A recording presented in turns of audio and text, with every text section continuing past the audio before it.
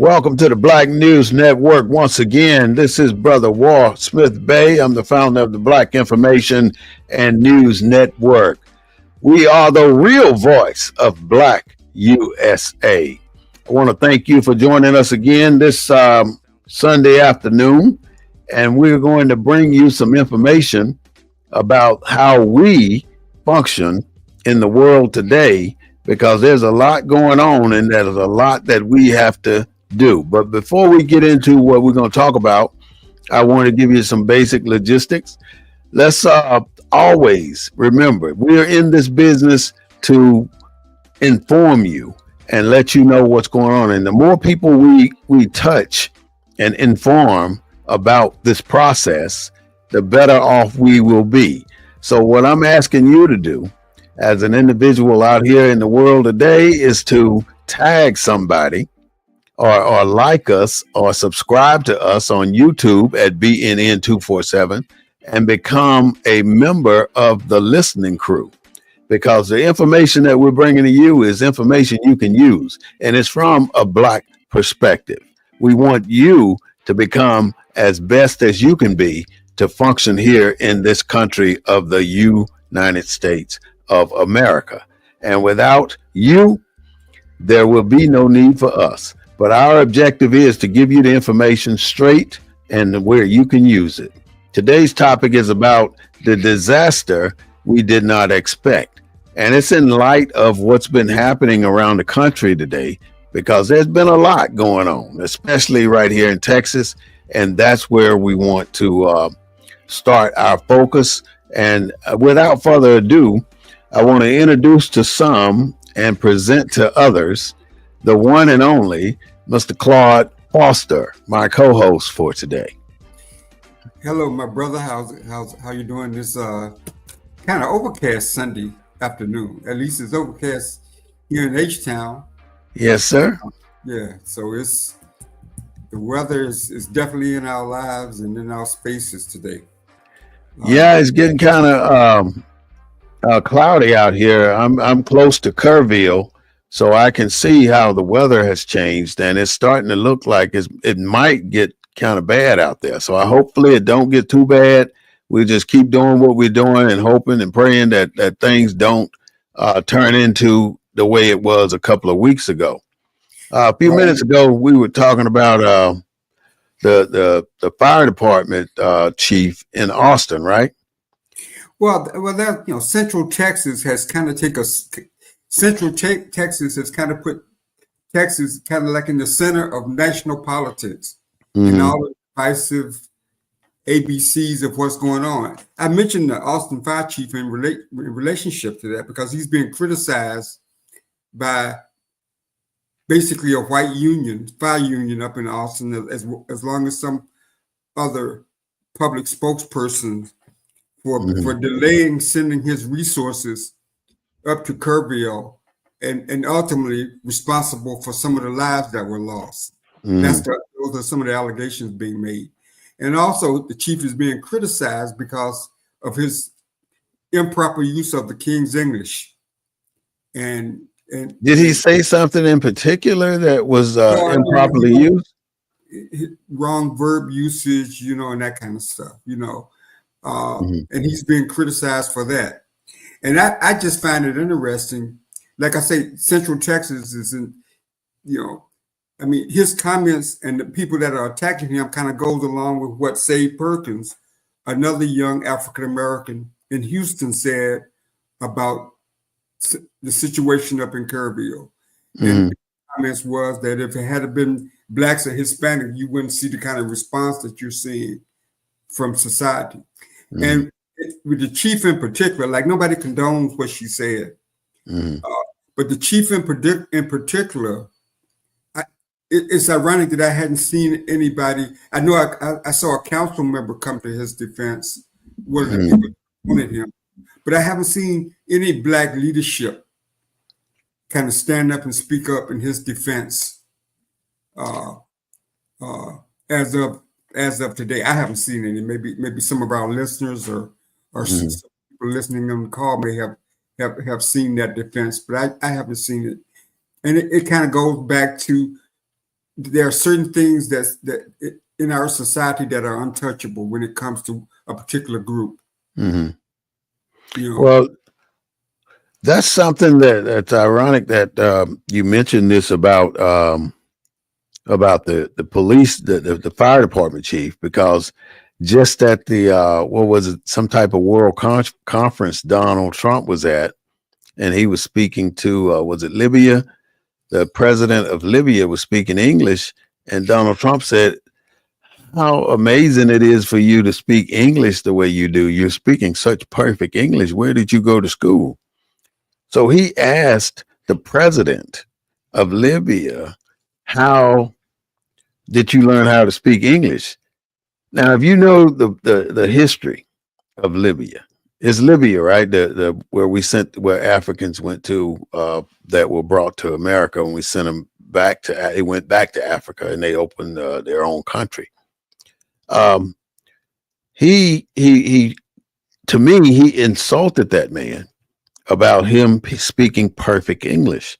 And then here it is that the fire chief here in Austin is being criticized for the way he speaks English. Right. So, and it wasn't to the level that American thinks we should speak English. But see, this is a topic that I talked about a year or so ago, because you can, let's say you put a Chinese person on television that basically has learned English as a second language. Now he's in there speaking very broken English, but nobody criticizes his delivery because it's expected of them. But here it is when Black Americans, African Americans, the indigenous people of the land speak in the tongue or the native tongue that they are accustomed to, then there seems to be a problem with the way white America perceives how you and I may speak. So all of us don't speak what they call upper middle class English.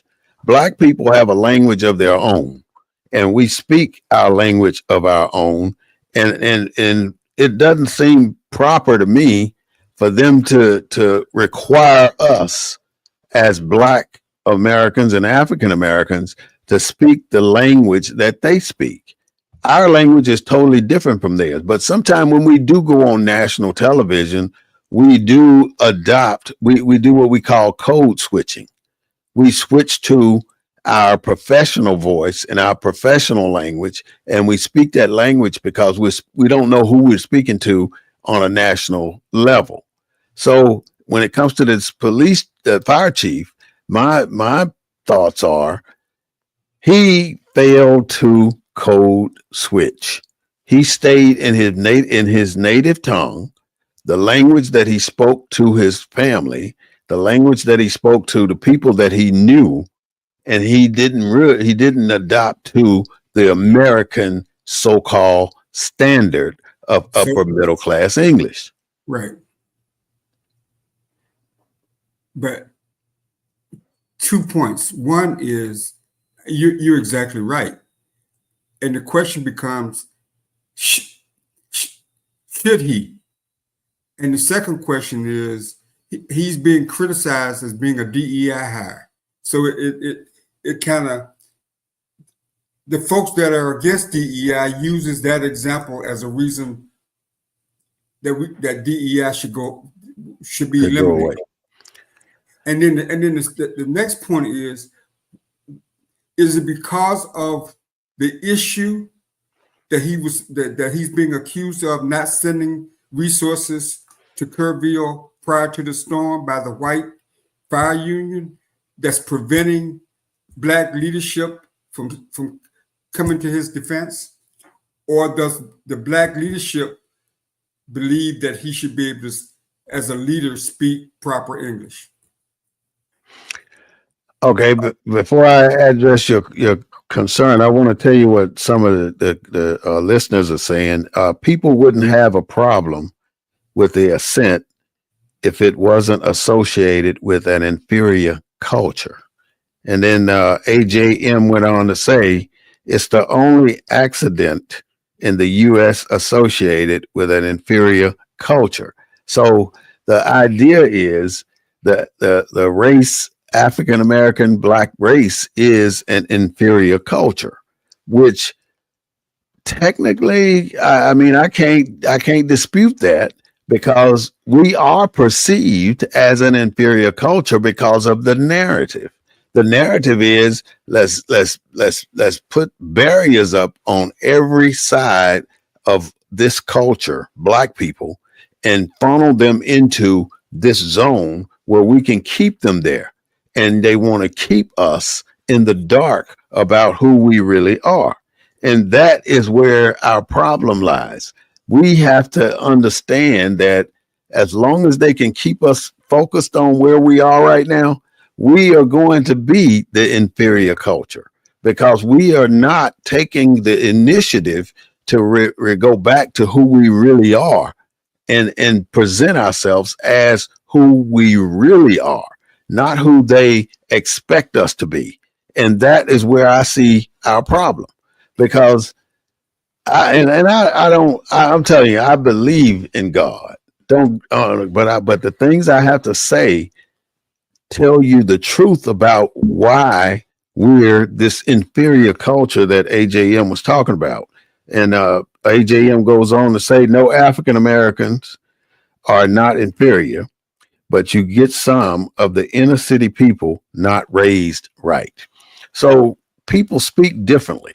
We have our own language, and nobody wants to accept our own language. We don't have to, they don't have to accept our own language. We have to be able to present our language the way we want to. But when you're dealing in a society like we deal here in this country, you have to. Ain't no doubt about it. If you don't overcome, improvise, and adapt to what they expect of you, then you are stuck.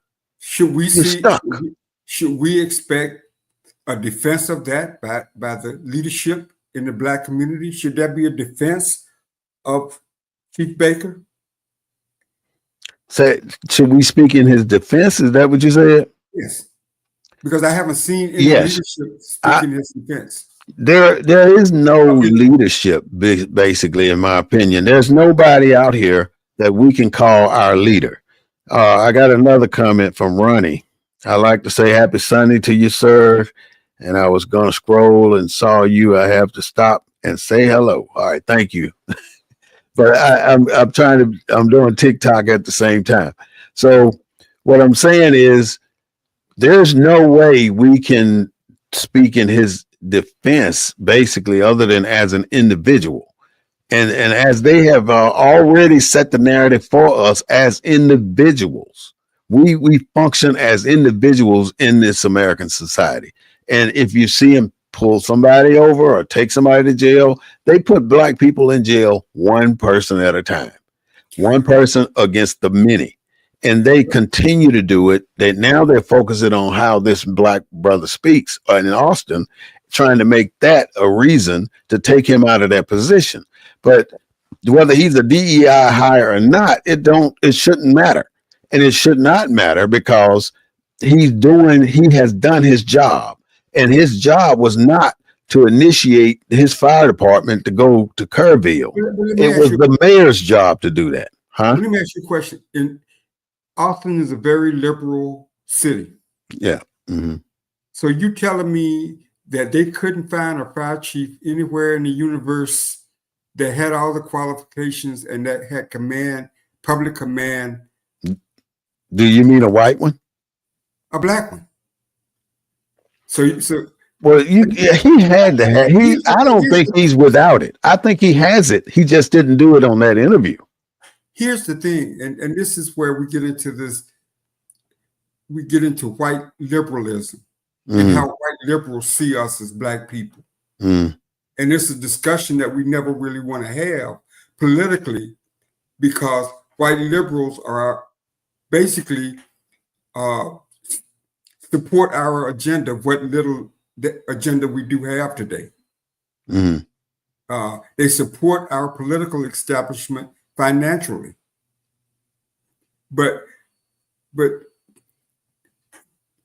take away the white union in Austin, Mm-hmm. take away what Charlie Cook and others are saying about DEI. If that's the first black chief in Austin, Mm-hmm. right? In Austin's history, would you want that black fire chief to be able to congregate a verb? Of course. I mean, so I hear, but let me finish this. So liberals tend to see us in a certain way, as in a certain way, in some ways as children. You follow what I'm saying? You get what I'm saying? Go ahead. If that's the first black fire chief in Austin, they couldn't find one that could speak publicly and be qualified at the same time?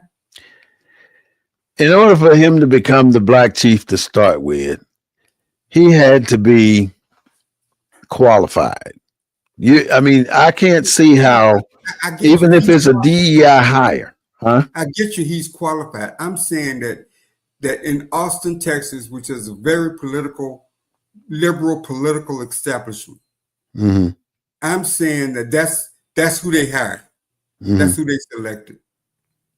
So you saying they hired him to fire him? No, I'm not saying that they hired him to fire him.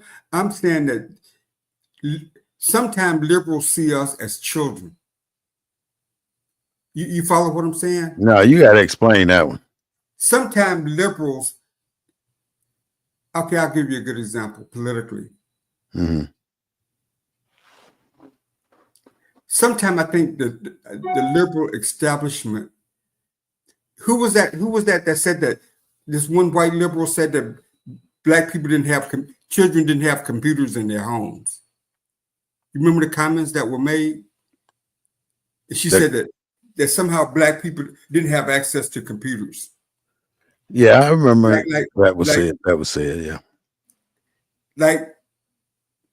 Like black people, we're gonna make excuses for this black person because this is a black person, and we have the arc of low expectations. This is the best they can be. That's what I'm saying. The question I got though, Claude, I mean, I know the guy said, I got something on my lip. I was just trying to get that off. I know the black guy wasn't able to speak properly, but did he do his job? Was his job to be a fire chief or to be a public spokesman? But isn't his job to be both? Not necessarily. If he's the best qualified person that can handle a fire department, you don't have to articulate upper middle class English to be the best that you can be. You can speak the way you want, but when you do your profession, that's a whole nother category. So look. Let me put it this way. You got a president right now that can go on the national stage and insult another president about his ability to speak upper middle class English. Then you got a president to tell people that they're stupid for asking a question that makes too much damn sense. And then you got a governor that tells people that it's a loser's question if you asking about the people or what the support for the people. So anytime you're questioning the integrity of what the government is doing, it's either stupid, it's a dumb question, it's a loser's question, or it's unfit for your position. So I don't care if he talked like a damn caveman. If this man can do his job, I don't give a damn about all that the way he talk, as long as he can do his damn job. And right now they're trying to twist the narrative from his job to his vocabulary. And his vocabulary doesn't matter if he can do the damn job he's been elected, he's been assigned to. I mean, the mayor put the man there. I mean, he's the final authority to say you're going to take this position as a chief. Right, and I think that's what they did. They put him as a chief. I hear what you're saying. I think you kind of, I think a couple of points on that. I think one point is that we're having this discussion. I've listened to other programs. I haven't seen any, at least in terms of the black spaces didn't talk about this issue. And that's why I brought it up today. That's a good point. And I haven't seen any leadership come to his defense. And but ain't no leadership. Is that because the fact, you're right, the fact that he got before the news media and couldn't articulate, he couldn't get it right. That portion of his job, because that is a portion of his job. All right, did they give him another chance to speak? Did he come back on there with that same vocabulary? Or that same? I'm saying that the conservative press has been beating him up, and I just haven't seen any defense. Okay, so they take one time this man get on there and speak like a moron, and now he needs to get fired. That's what you're saying. Well, it wasn't what he. That's what they say. It wasn't that he spoke like a moron. It was his defense. It was also his defense of why he didn't send the resources up to Kerr. So what was his defense? Well, the allegation was that he didn't send the resources up there 2 days before the catastrophe.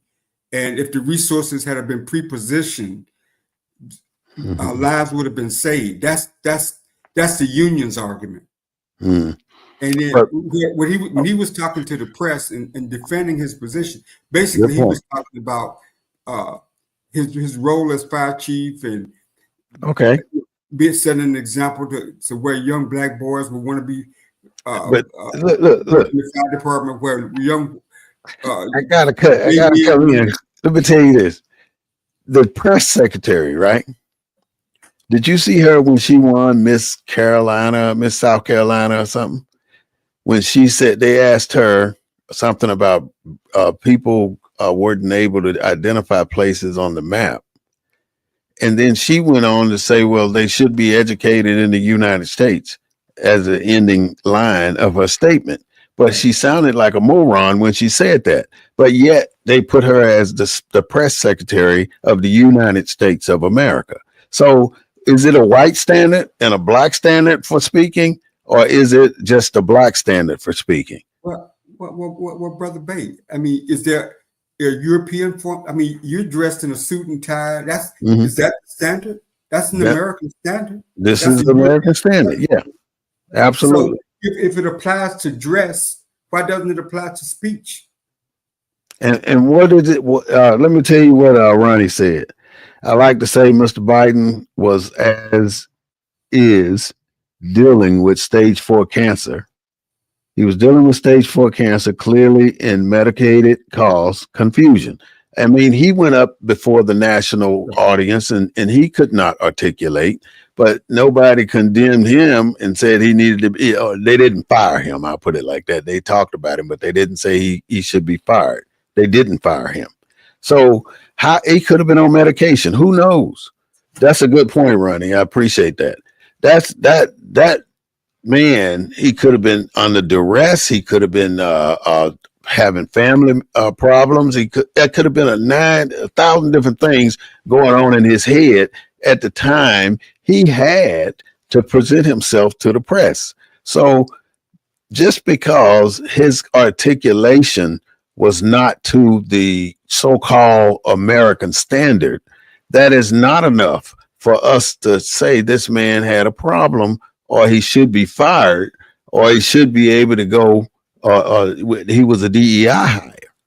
I mean, DEI did not hire more black people than white people. Anyway, what about all these white? That's a DEI hire sitting up there as a press secretary. There's too many people in positions right now that are not great articulators. They can be the best at their damn job, but when you put them in front of a mic, they can freeze. You don't know what the cause was. And there's nobody, Claude, out here that can come up and speak in his defense. But you got 100 people out there trying to bash him. Just like the only problem I got with anybody criticizing somebody talking about the way somebody speak is that you got a president that talks about another president English. You got and calling people stupid for asking reasonable questions. you got a governor that called people losers for asking reasonable questions, but yet you want to focus on the fire chief because he didn't send help soon enough. What about Christy Nome, who delayed thousands of phone calls that came in from Kerrville and all over the Texas to get people to help, and didn't send help for a week down to Kerrville for this flood situation? So nobody's fussing about that.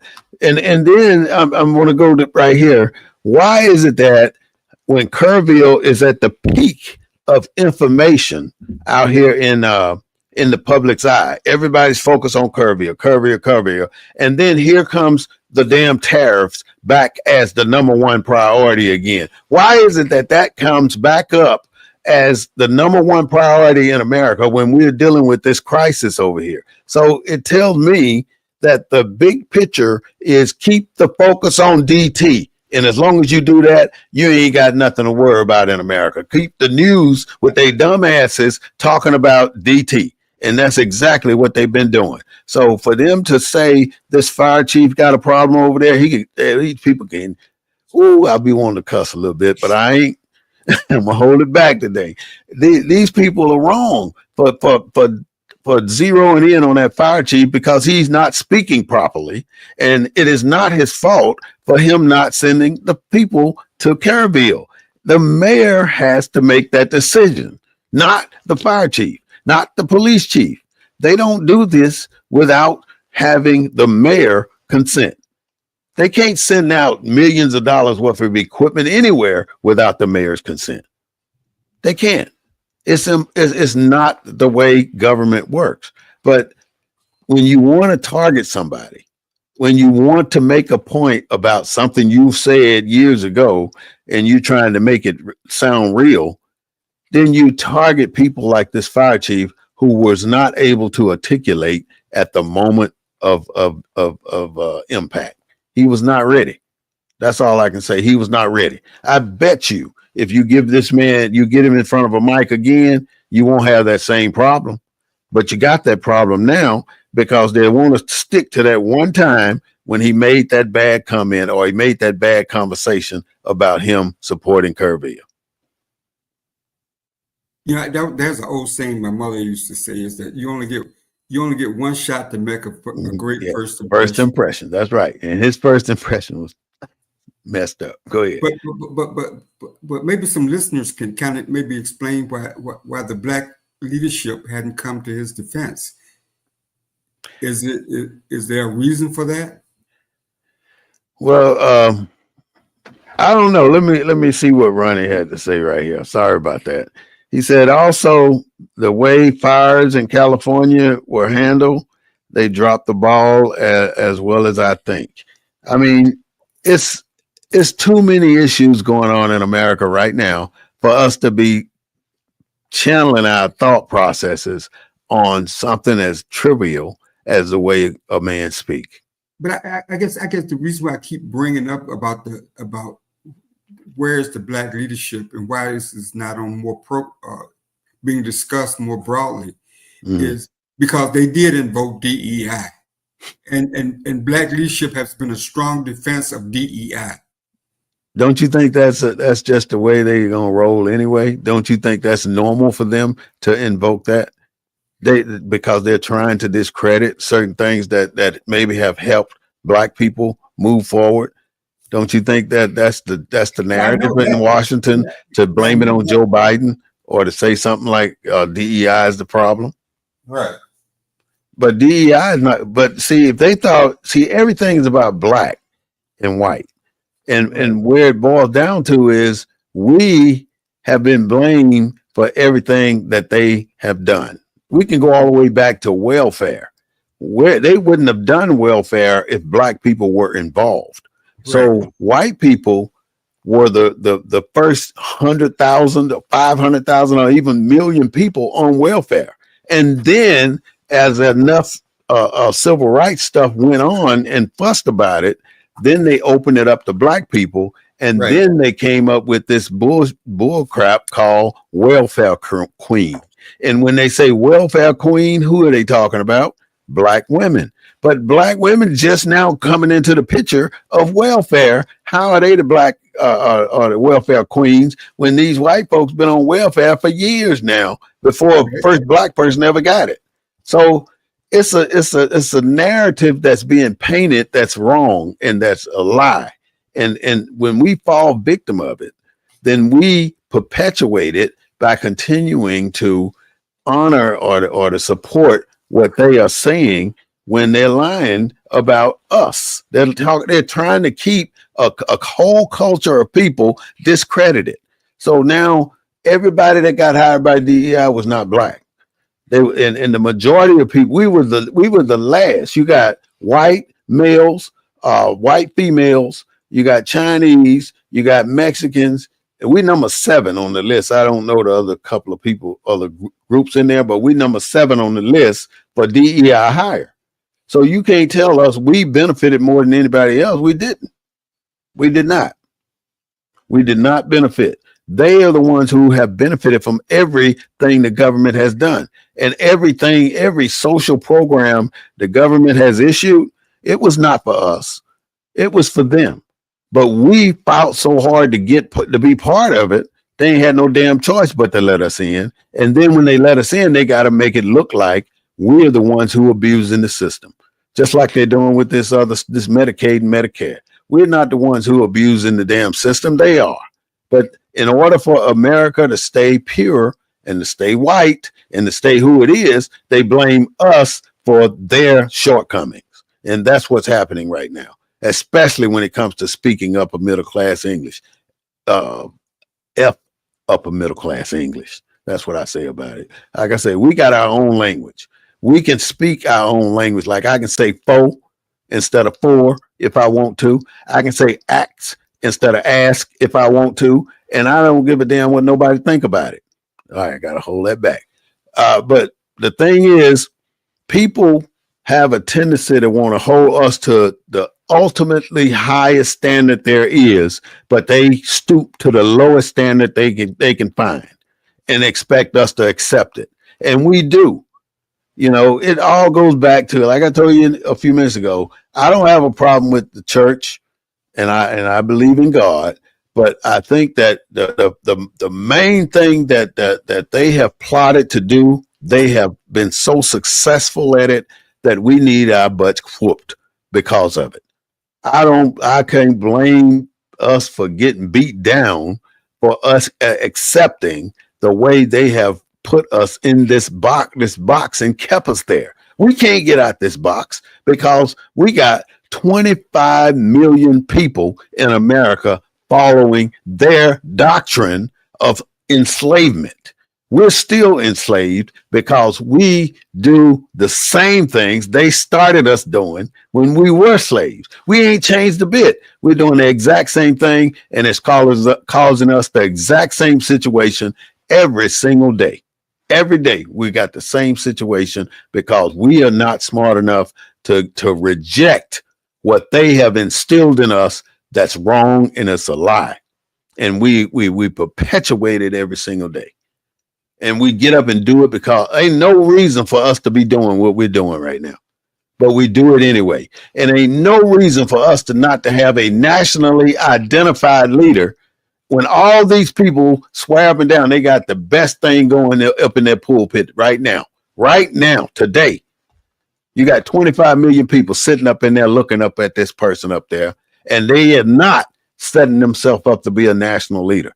Only for that little particular congregation, because that particular congregation is the one putting money in their pockets. So they don't give a doo-doo about the rest of America. Yeah, so I saw a clip where I think a citizen, I forget, I don't know who he was, but he was asking Martin Luther King III about the number of black churches and why black communities doing so badly with all the black churches. Mm-hmm. And Dr. King, Martin King. I know how many it is too. 25,000 black churches in America. He had some difficulty responding to the question. Mm-hmm. Yeah, we got 25,000 black churches in America. We got over 2 million people in fraternities in America, black people now. And out of all these Divine Nine plus the additional fraternities out there, all these black folks in these different congregations that's got 20,000 members, 10,000 members, and they can't seem to break themselves away from that little group of people that they lead. You know, I got a problem with that. It's too many of them for them not to be doing something together. They can't even pull together and celebrate a single damn holiday for us. Our holiday is not 4th of July. Our holiday is June 19th. So why is it that on June 19th, everybody's damn quiet, but on July 4th, you hear nothing but July 4th all over the damn country from black folks? You see black folks walking around with red, white, and blue damn suits on, looking like a damn flag and everything else. But when it comes to June 19th, people act like it's just another day. Well, Kendrick Lamar said they're not like us. So, you know, I mean, when you talk to most black folks, especially older blacks, they do things because of tradition. That's the problem. It ain't our tradition. It ain't. Tell me one thing that's our tradition that everybody celebrate across the country. Nothing. Oh, we celebrate Thanksgiving. That ain't our damn. What's Thanksgiving about? I'm gonna get to our topic here when we have to go through this right here. Thanksgiving. That ain't our damn holiday, but we all go out and spend $100, $200, $500 on bull crap to come home and burn the stove up and cook all this food nobody want to eat.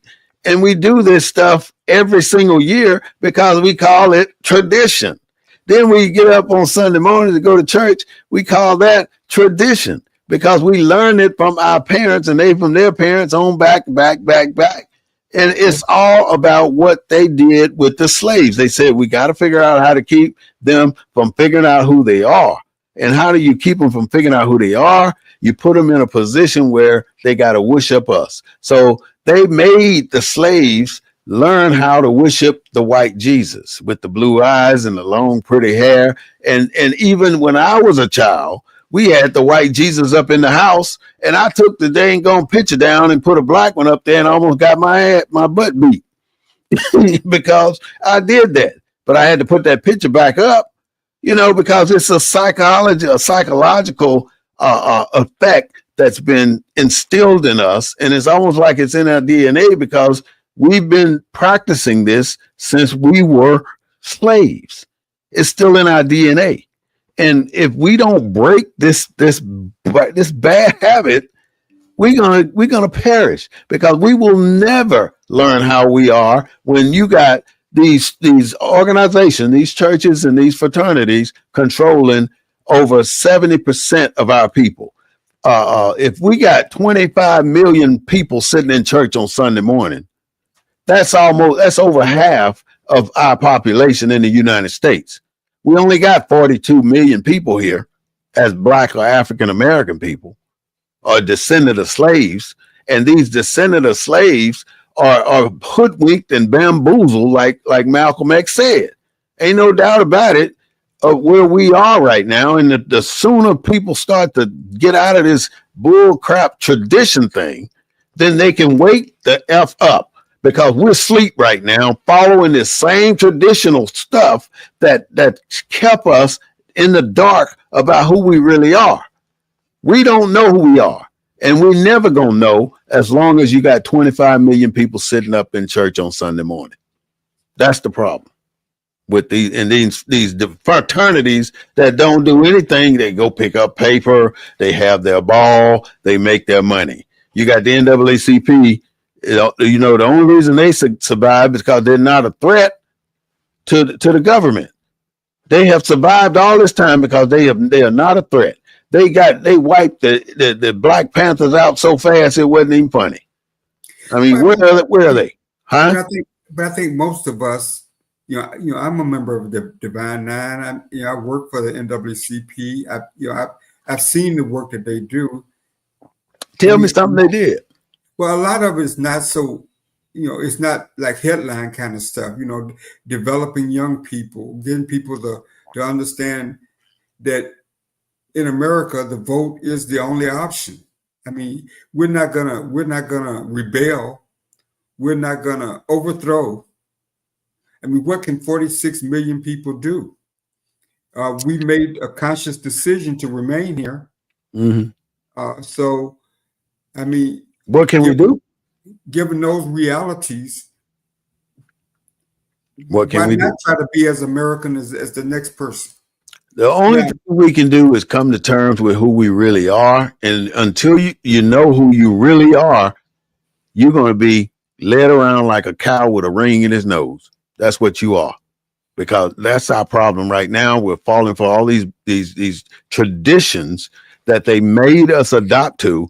And see, it was a time to adopt to these traditions because we wanted to be American. But we're still have not been accepted to be American. Because I'm going to give you the two reasons for sure we are not accepted in this country. The two reasons. One, when the Civil War ended, the Emancipation Proclamation was issued.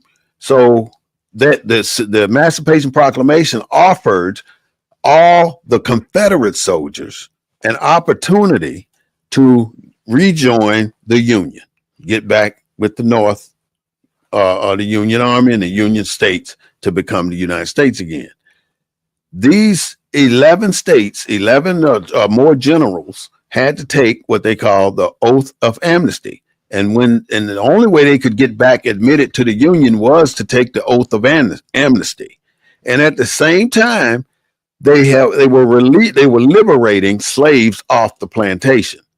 But when you liberate a slave off the plantation, you ain't getting nothing. You just told to get off of this land and go about your damn business. You are not told that you need to go and take the oath of amnesty to be a citizen. You just told to get off the land. So you never, ever were given an opportunity to become a citizen of this country as a liberated slave. You were just told to get on out of here. So, but all the Confederate people were given that opportunity at the same time. Now, all this was going on simultaneously.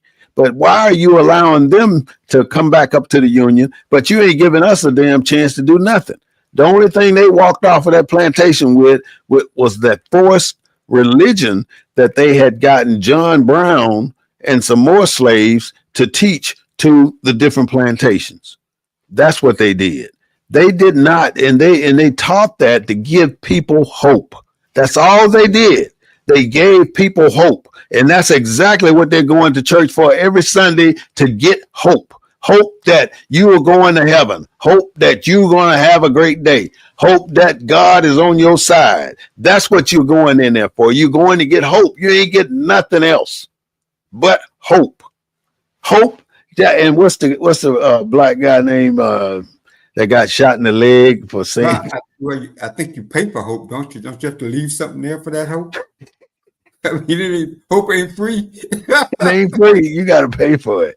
All right, let's go into our topic, man. We got to talk about how to get ready for this disaster. We've been talking about something. I mean, I'm with you on this guy. Nobody came to his defense and all that. But we're faced with disastrous situations in America. We got flooding in North Carolina. We got flooding in Texas. We got wildfires at the Grand Canyon right now. We got wildfires in California right now. All these catastrophes going on in America right now. And we're moving into hurricane season. So we're looking for a hurricane to be coming real soon. And who's to say it's going to come to the Louisiana way? It might go to Florida, or it even might come over to Corpus Christi here in Texas. So every we might even get tornadoes. Every event seems to be the worst event ever seen in our history. And why is it that? I have a disagree. Ronnie said, I disagree with not being able to speak or teach about this. The past will help our future. Yes, it will. but we cannot allow the past to dictate our future. As we just need to know the past. When we don't even know the past, what we know is the bull crap that they have instilled in our minds and made us think that this is our way to salvation. This is our hope that they have given us in our direction to follow to be a good citizen in America. The churches keep us under control. They keep us trying to be good people. What's a good person? A good person is to let somebody slap you and turn the other cheek. Is that a good person? Is a good person to sit around with your hands, your palms up in the air, looking up in the sky, thinking, wishing for a benefit or something? What is that? To get on your knees, or when you got a man standing over you with a whip at your job or something and saying, let you keep this job? You know, everything we got and everything we do right now is based on what they give us. We've taken very little. We haven't taken very much of anything in this country.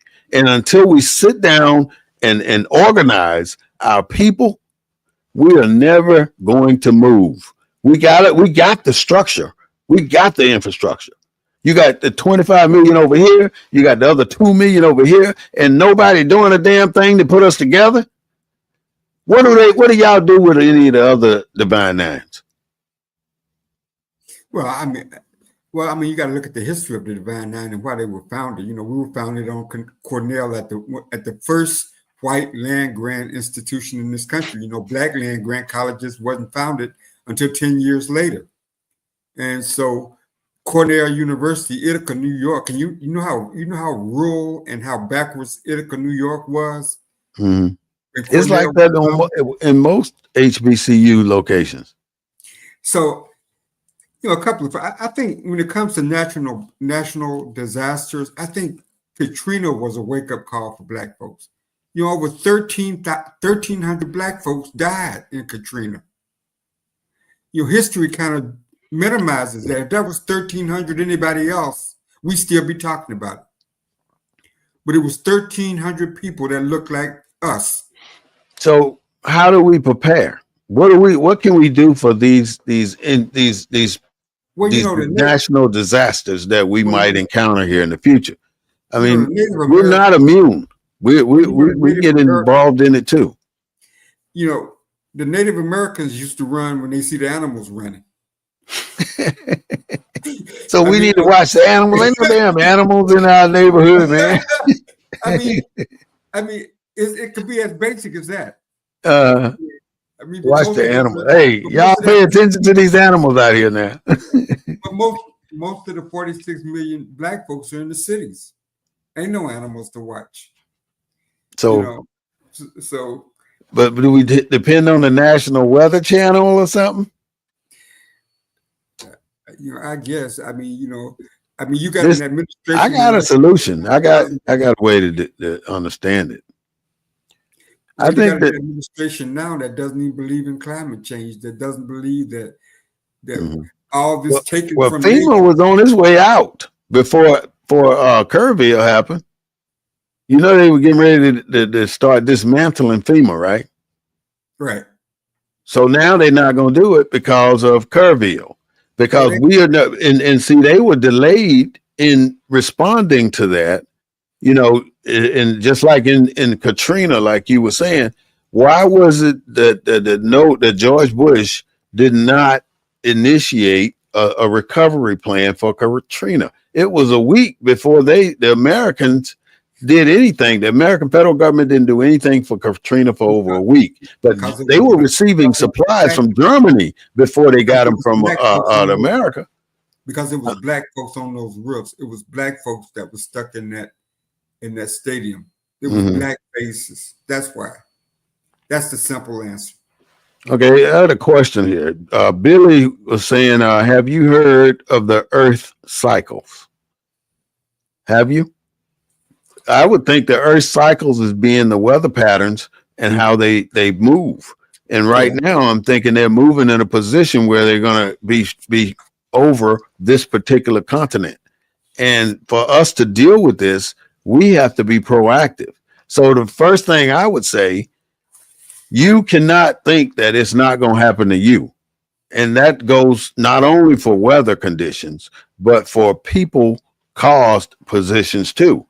So somebody else child get unalived, and then we don't think nothing of it because it happened over there. Right. Ahmaud Arbery happened just because he was jogging. A young lady was riding her bike out north of Kerrville this morning and got what they call it, patrolled by the police, and asked for ID, and police followed her on her bike all the way to Walmart, just harassing her. So that's a man-made situation, and Right. it's happening all the time. So how do we handle these situations? We got to start somewhere, and the basic thing is to understand the first thing you have to do. Let's say if it's a national disaster or if there's pending bad weather, you got to have a place to go. That's number one. If let's say we all sitting in the house today and there's a tornado warning out, then our objective should be, it says, all right, there's a tornado warning out. We all need to be right here in our house because this is probably the safest place. It ain't too many places to go. And if you ain't got a place in the very center of your house that's almost below ground, then you in a bad situation. If you on water, below the water level or at the water level, you're in a bad position because there's a possibility that water is going to come with whatever that disaster is going to be. So you either got to have life jackets, you got to have all your documents in order. If you don't have copies of your driver's license, your social security card, your birth certificate, then you are going to get caught up in this bureaucracy that's going on in America right now. So my recommendation is have 2 or 3 copies of everything. Put a copy of your birth certificate, social security card, ID card, all that stuff in a Ziploc bag, put it in one location. Put it in a bag and put it in a second location. Right. Take it and put it in a safe deposit box. Give it to a neighbor that lives in another state, that somebody that you trust. But you got to start doing these things because you don't want to be the one to get caught up. And when there's nowhere else to go and everybody's separated, have a location away from your location. So for instance, if I'm here in this city and you're in your city and you're my friend, I'm going to say, hey, Claude, if anything ever happened here, I'm going to direct my family to meet in your location. So, because I'm going to come to your location. And when I come there, I'm going to look for my family. And if they're not there, then I'm assuming that something else has happened to them because they didn't go to the designated location. So these are just little things that you have to start planning for. You got to find that location where you got a stack of blankets or something that each person can have to cover them up. You got to have these locations, and you got to stop thinking that you can just sit around and wait for it to happen and then be reactive towards it because you're going to get caught up. And Lord help you if it's a tornado and you living in a trailer house. If you're living in a trailer house, you should be investing in a bunker, something to get you out of that trailer house and into the ground where you don't go away with that trailer house because that tornado is going to take it down. Now, I'm a tornado survivor. I was in the tornado in 1971 where it tore our house down to the frame, and I survived by being underneath the chair. Underneath the chair, I was that small, so I was little. But the bottom line is I was there. So I'm speaking from experience, not from something that I watched on YouTube or anywhere else. So I'm telling you, you need to prepare yourself, especially for what's happening right now in Kerrville. All those people were in a flood zone. Camp Christie or whatever the name of that camp was, that a girls' camp, that was in the flood zone. And for the last 3 years, the city has recommended that this property be placed in the flood zone, and the state rejected it each time. So when Abbott comes to Kerrville and say that's a dumb question. And if you got a question like that, you're a loser.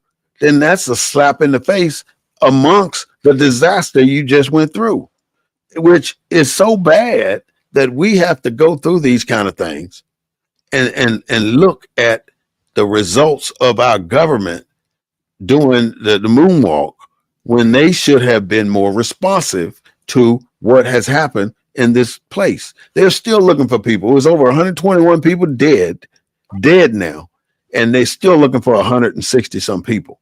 It wiped out RV parks. It wiped out that Camp Christie thing, which was in the flood zone.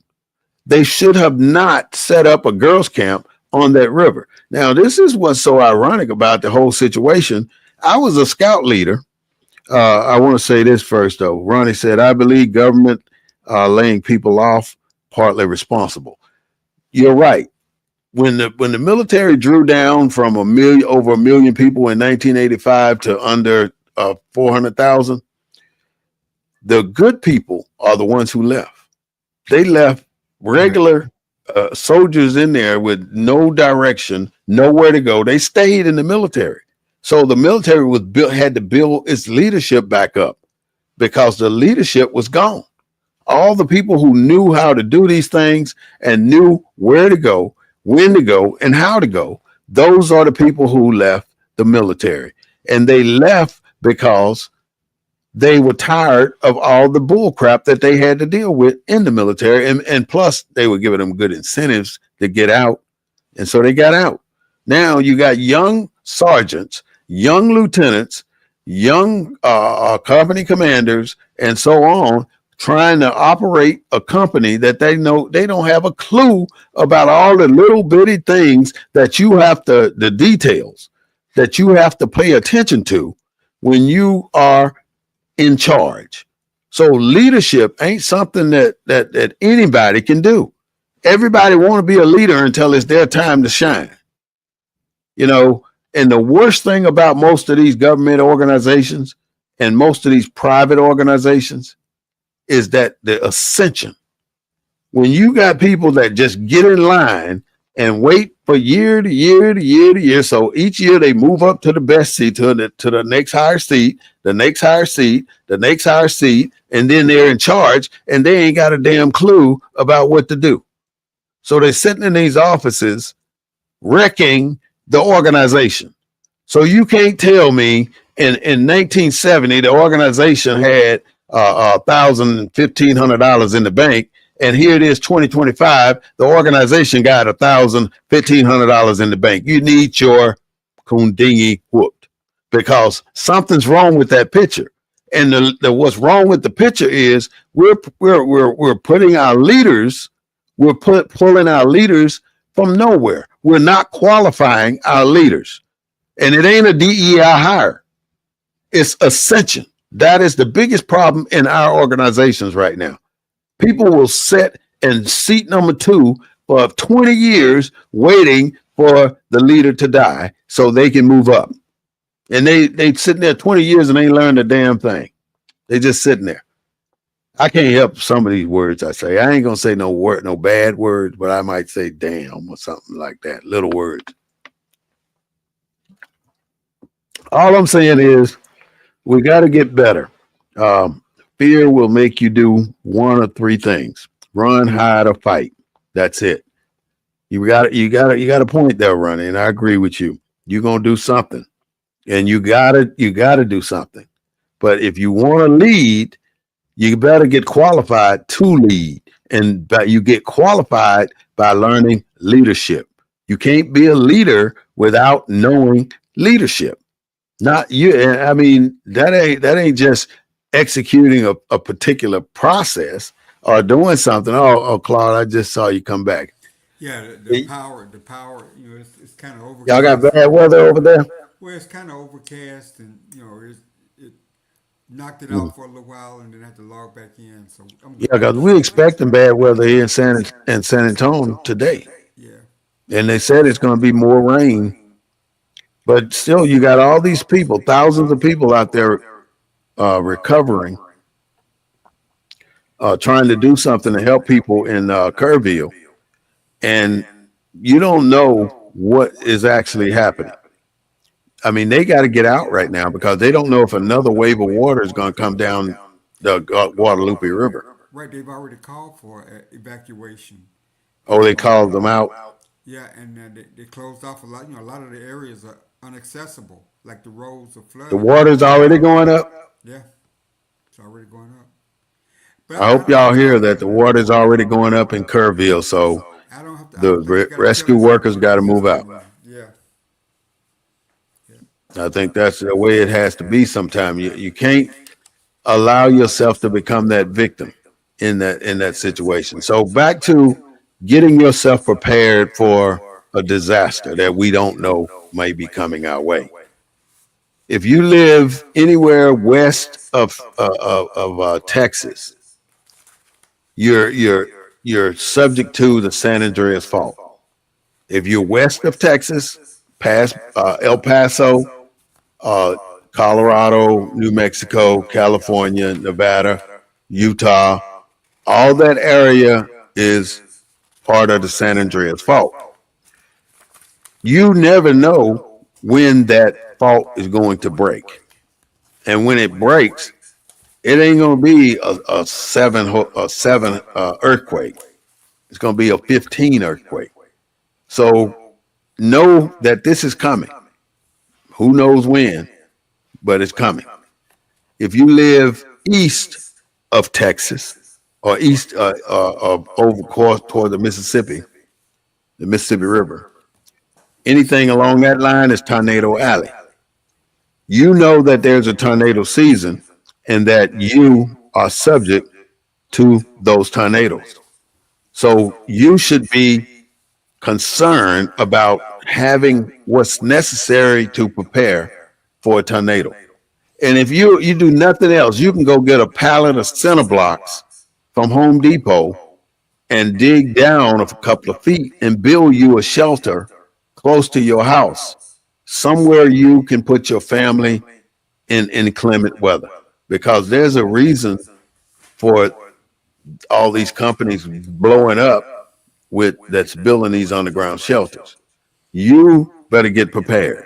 If you live south of the Mason-Dixie line, you know that you're subject to the hurricane zones. You know what a hurricane can do. You've seen what happened in Katrina. You've seen what happened in Florida. You've seen what happened in Corpus Christi. All of those places have suffered major hurricanes. Who's to say they won't be coming back? Tornado Alley, Hurricane Alley, you prepare for the area you live in. If you're in the Northeast, or North Carolina, South Carolina, Maine, all those states along that area, you're still subject to hurricanes and inclement weather because you got flooding in Charlotte right now. And you just got through with flooding in Texas, and then you had flooding in New Mexico. And this ain't no bull crap. This is water raising 30, 40 feet above the normal level. It may have been uh, uh, 10 feet all your life, but that one day, 30, 40 feet more, you can't handle that. You're not supposed to be able to handle that. And and if you saw that water coming down the Guadalupe River, to me, there was no reason that Kerrville shouldn't have been notified 20 miles down the river when the wave of water was 20 miles down the river. They didn't get notified because of the systems that's not in place. The alarm systems, the FEMA situations where the government wants to do away with FEMA and Homeland Security, cutting government. And then the Supreme Court just gave the president authorization to cut government positions. And he cut what he wanted to cut. Just like when Kerrville, New Mexico, and North Carolina started getting all this press about the floods, he introduced tariffs again. And that to me, that's saying that Oh, I'm not getting enough attention right now. Let me do something to change it. So why are you pulling this back out right now when you know it's a really big issue for America? Because the consumer is the one who's going to pay. And speaking of pay, we buying so much stuff right now that don't make no dang gum sense that we got to pull back. Black people, African Americans, stop spending so much damn money. Because if you ain't buying real estate, if you ain't buying transportation, if you ain't buying food, what are you buying? Stop spending all this money Clothes, because you're jewelry, going to need it. Huh? clothes, jewelry, hair extensions, feet, Okay, I got you, nails. Janae. Did you change your volume setting? Who, me? Yeah, Uh-uh. You can't hear me? because it seems that I'm echoing. No, you're not echoing. Not from my end. Okay, because I'm looking at my stuff. Yeah, you're not echoing. You're loud and clear. Whew. Yeah, give me a second, y'all. I just check my sound to make sure I'm not echoing because it sounds like I'm echoing in my ear.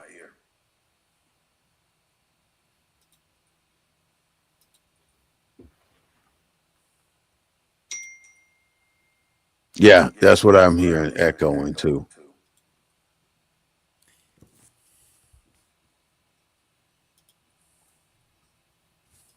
Testing one, two. Still echoing.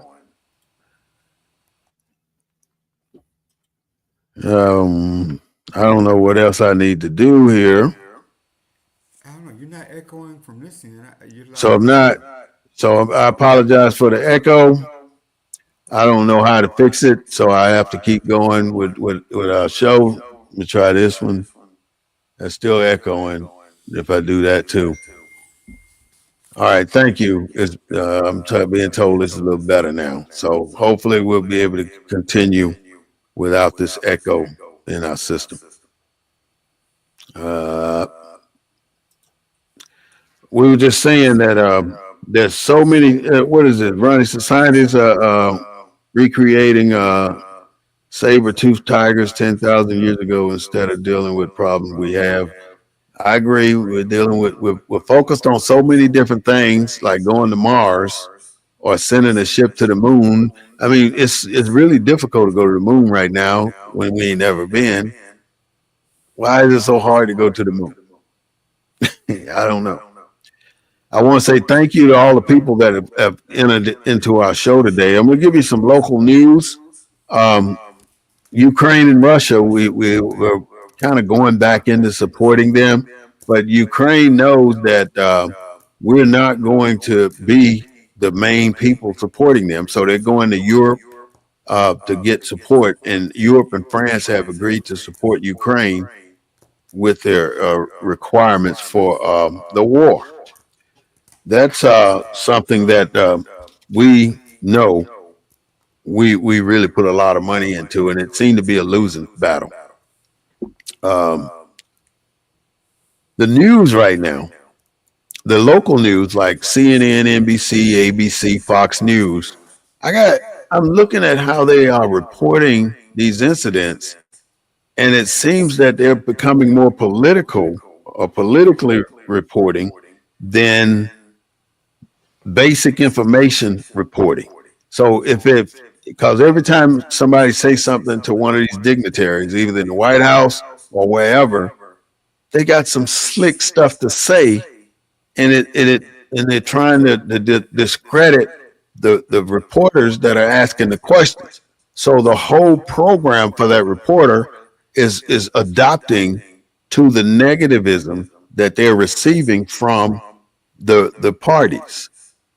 And that is a big issue. The Republican Party, the Democratic Party, they are so separate in the public's eye, but they're so together in secret. So don't think that the information that we're receiving from them is what we need to be hearing, because it's not. You got Fox News. It's Republican, ABC, NBC, Democrat, MSNBC, Democrat.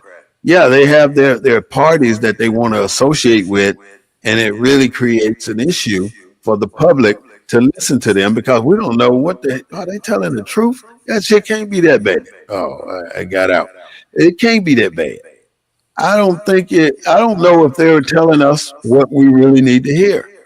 And that's one of the reasons we got to go into what they say and dig deeper and find out what are they telling us? Like Christy Moe, she delayed the response to Kerrville. That's the thing that they said.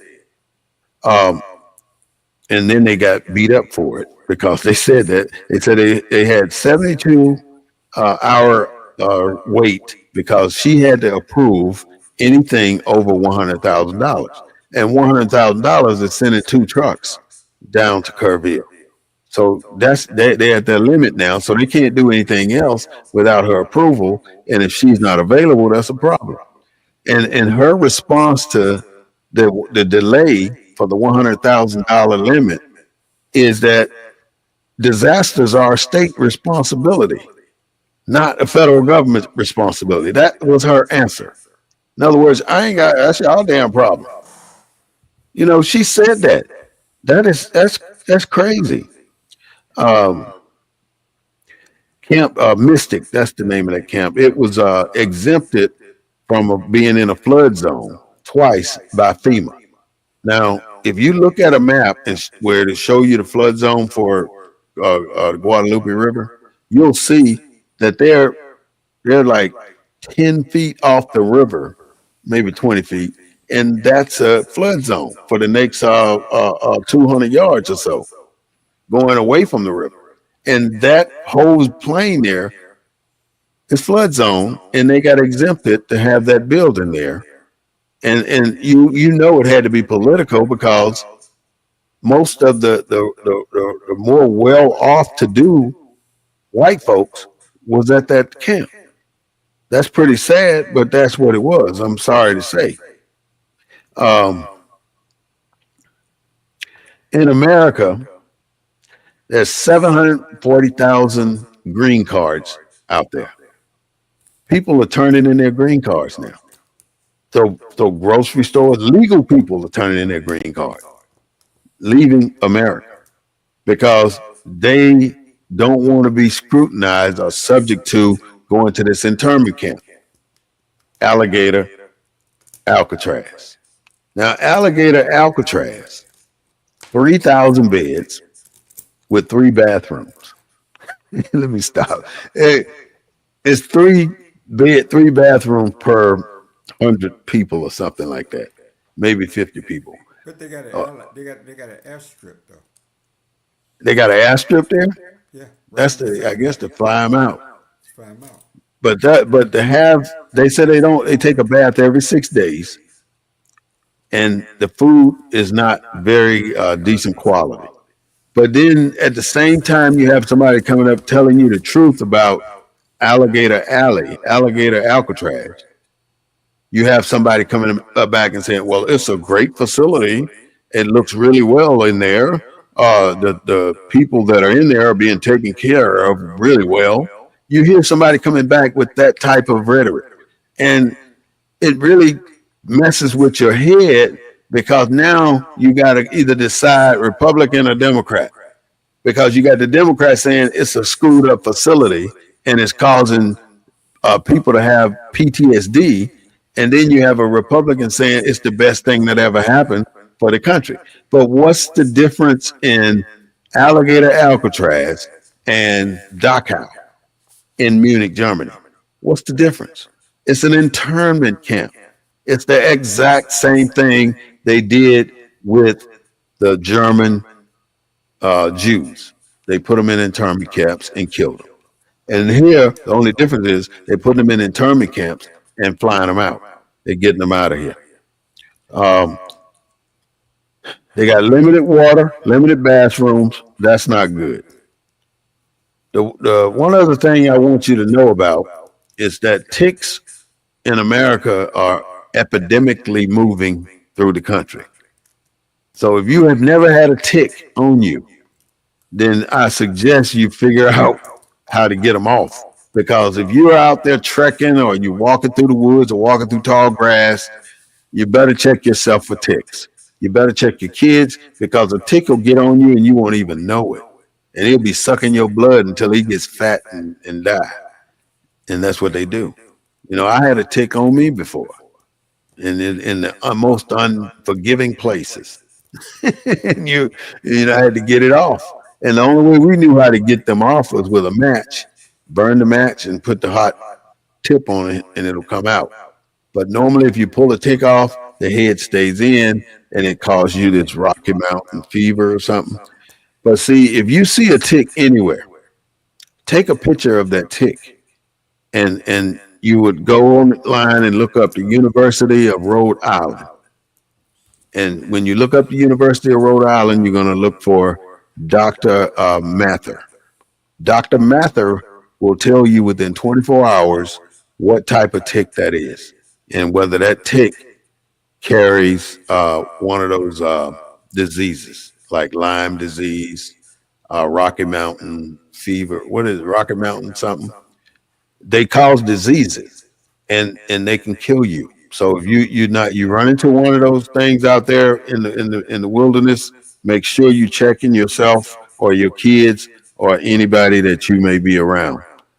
Ice raids in LA at the marijuana factory. So if you were getting your supply from there, you ain't gonna get it no more because they shut it down and they took away a busload. That's all they say, a busload of people. And most of them were not immigrants.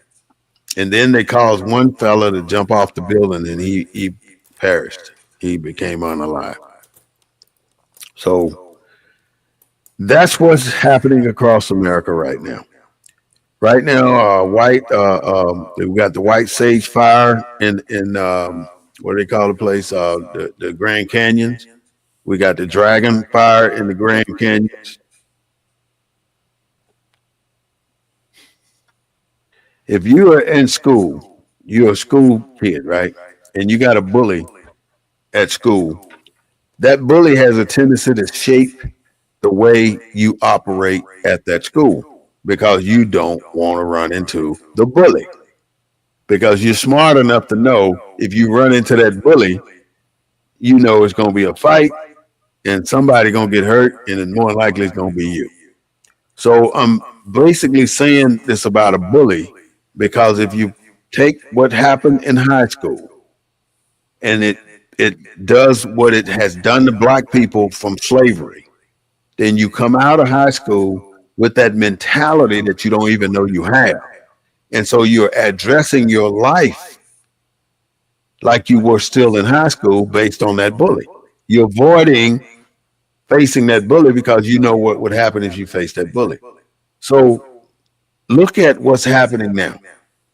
Many things that we do in America is about avoiding the reality of life.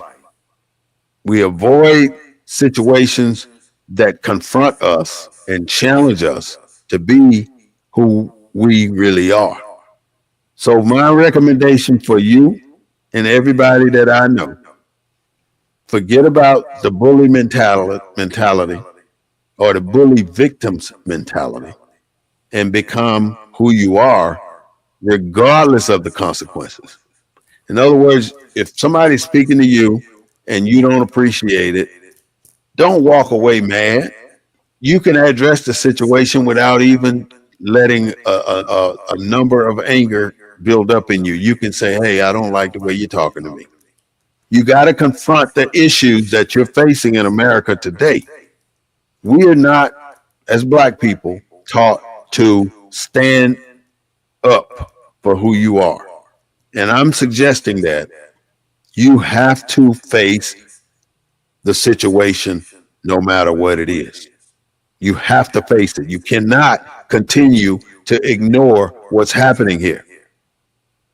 And if you see it and you don't say anything, you're suffering from that bully mentality. You're worrying about the consequences of what's going to happen if you say something. Somebody's saying a racist joke at work and you're laughing with them. because you don't want to seem as if the joke upsets you, even though it's about your race. So you have to be able to say something regardless. So that particular part was basically to just get you to understand that this is our life and you only get one to live. And if you're not living it to the best of your ability, then you're not passing that on to the next generation because they see how you're not focused on the reality of life. So you have to do these things. And in reference to the fire marshal, do you? What is the end result of what happened with this the fire marshal out of Austin? Do you know? I don't know. I think it's just an ongoing. They let it go. No, it's an ongoing saga. I mean, it's covered heavily on the conservative press. I haven't heard that much on the liberal press. Mm-hmm. But you know, the conservative press, they're eating it up. You know, because you know they're anti DEI, Mm-hmm. and but I think to blame the fire chief for lives lost, I think that's wrong. It's just plain wrong. By saying that if he had been there, if he had a prepositioned that equipment 2 days prior to the storm, more lives could have been saved. You know, that's a big if. Mm-hmm. Listen to that too, Claude. How did it sound, man?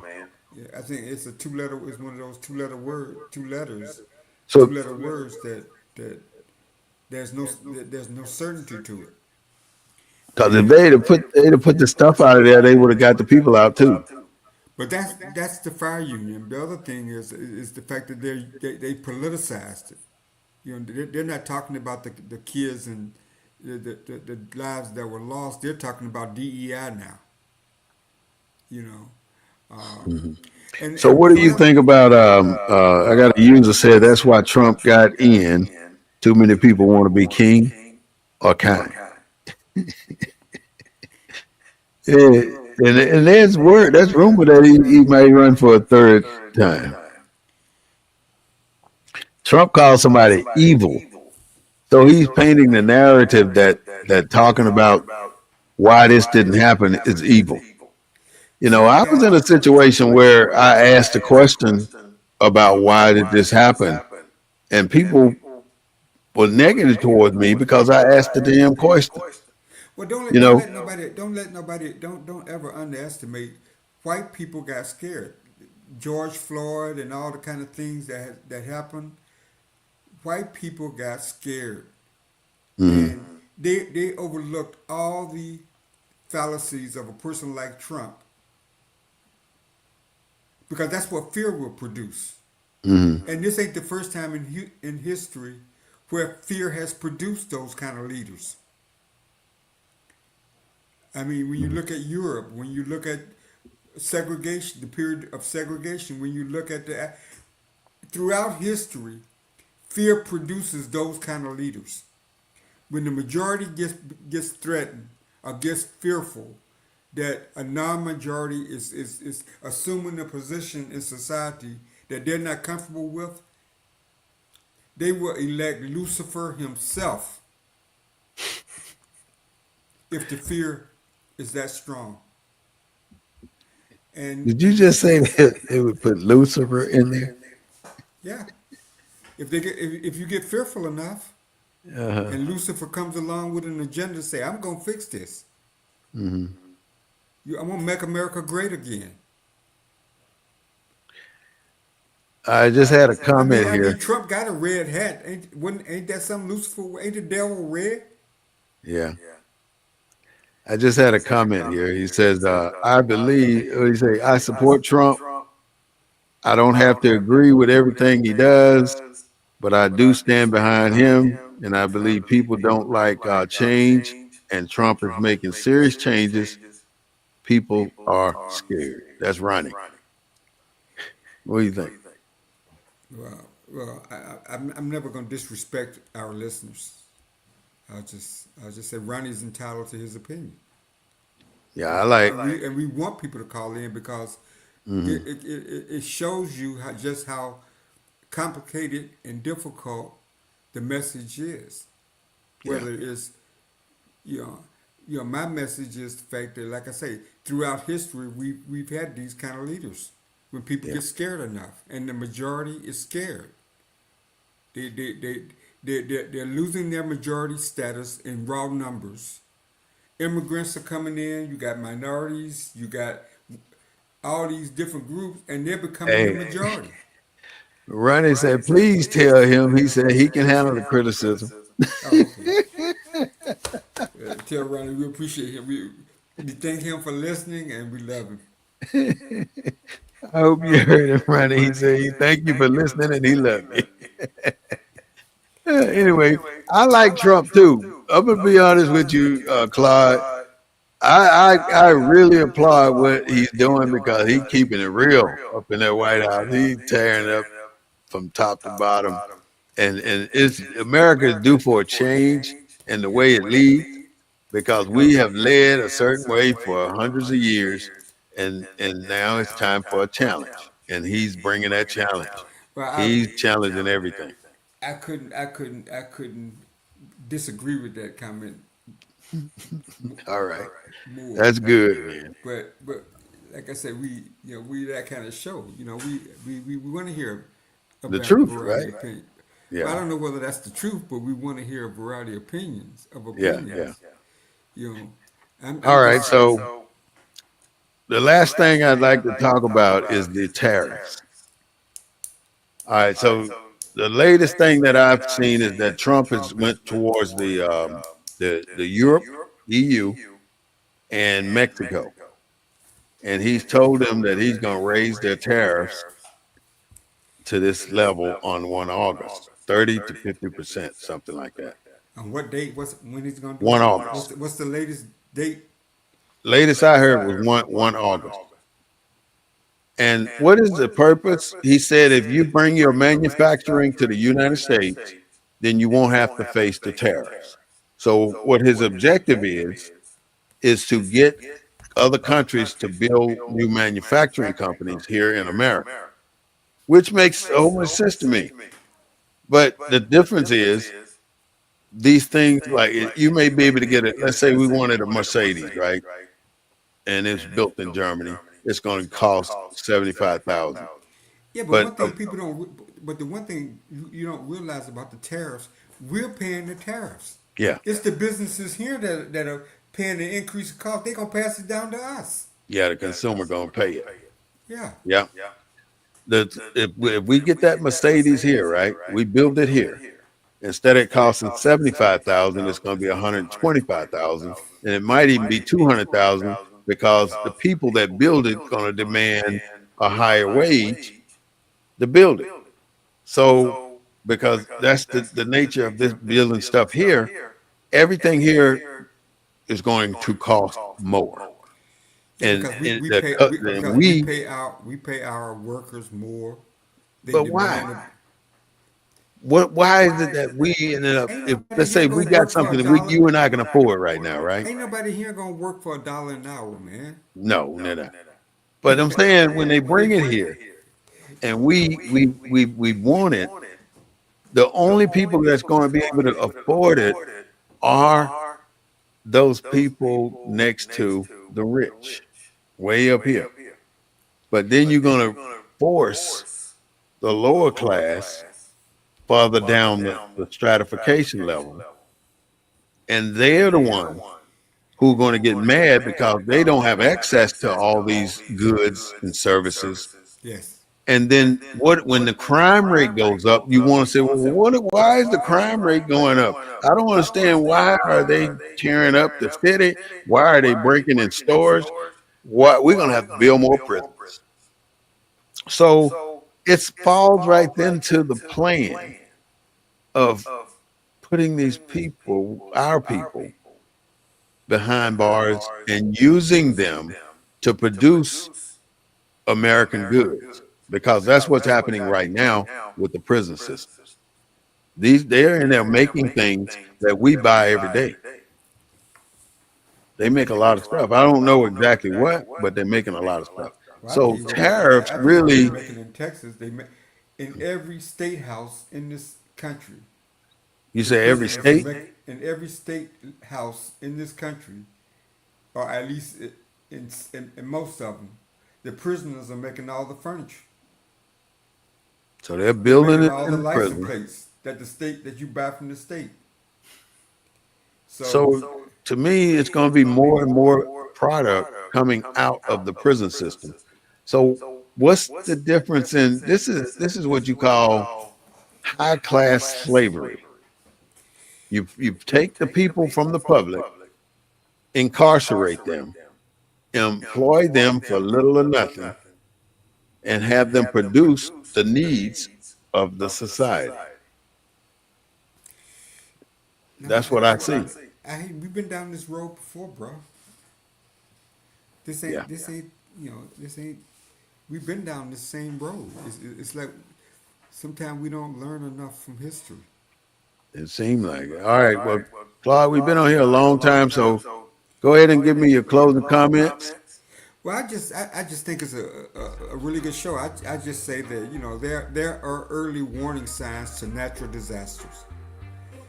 I mean that's they're natural, but for every natural disaster, there are disasters where we do get advance notice, and we need to take advantage of and do all the things that you suggest in terms of preparation. Because I mean, you may be on the freeway and there's a earthquake and you get smashed in the pillars because there was no advance warning. It just happened. Ain't nothing you can do about that. But Nope. but for the majority of natural disasters, you get advance warning. Those people in Kerrville, I mean, it rained before it flooded. I mean, so there was warning, but they just history, and a lot of things just people were in the wrong places at the wrong time. It was a holiday. People were on the water, on the lakes. So just be aware, get prepared because disasters will happen. Natural disasters, this planet, and natural disasters, floods, earthquakes, tornadoes, all of these things will happen. And let me just mention one other thing to our listeners in Texas. The legislature is going to be meeting. Abbott called a special session, and they're going to be dealing with redistricting, primarily in coalition districts. By that I mean districts that are Black, Hispanic, and Asian Pacific Islanders. That were created, like the 9th Congressional District, the 18th, Mark Vesey up in Dallas. So call your state legislator, call your state senator, and tell them that you are against this kind of mid-century takeover. Because the Trump administration, the Trump that some of our listeners seem to think is a good president, his administration is kind of spearheading this takeover because they got the courts to overturn majority coalition districts, and that's people like Al Green, that's Sylvester Turner's old district, Al Green, who's my congressman, Mark Vesey up in Dallas, and Silva Garcia. These are all minorities, and they're going to redistrict to try to make those districts more competitive so that they can increase representation in Congress. Has nothing to do with Texas. This is all national politics. And Trump has played the political leadership, the Republican leadership in Texas like a fiddle. And they are doing exactly what he wants them to do. Because where else are they going to get additional representation from? It's almost 50-50. They need these 4 seats. So call your representative, and let them know that you're against it. I'll end my comments with that. All right, there you have it, ladies and gentlemen, brothers and sisters. That is Mr. Claude Foster, founder of CGA Consulting Group, our co-host today for BNN 247. the Black News Network, the real voice of Black USA, broadcasting live every Sunday at 3:30 p.m. We would love for your comments to be posted on our thread. I really think that this is some information that we all can use, and we are going to continue to present it the best way we can. This is the Black News Network, BNN 247, the real voice of Black USA, broadcasting from a Black perspective. We don't own the rights to the music, but we do own the rights to the show and what we say. So thank you so much. Don't forget to subscribe to us on YouTube at BNN 247. Like us on Facebook. You can always go to the War Report and find this whole presentation posted. All this and a whole lot more. You have a great day today and a better day tomorrow. And I will see you again next Sunday at 3:30 p.m. live on BNN 247.